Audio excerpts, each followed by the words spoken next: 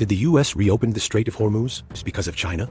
At first, that actually sounds believable, because China imports a massive share of its energy from the Middle East, and a large portion of that oil flows directly through the Strait of Hormuz.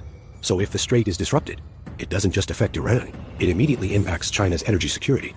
That's why many people assume the US response is indirectly tied to China, but the reality is something else. There's no indication that the US acted directly in response to China in this scenario. The US involvement in the Strait of Hormuz is driven by a much broader goal: keeping global oil flows stable and avoiding escalation in a region that impacts every major economy. China is part of the equation, but not the trigger. It's one of many countries exposed to whatever happens there. So the US isn't acting because of China. Instead, it's acting because the Strait of Hormuz has become a global pressure point, shared by every major power. And that changes the whole narrative. From China versus USA influence, to a system where everyone is dependent on the same choke point.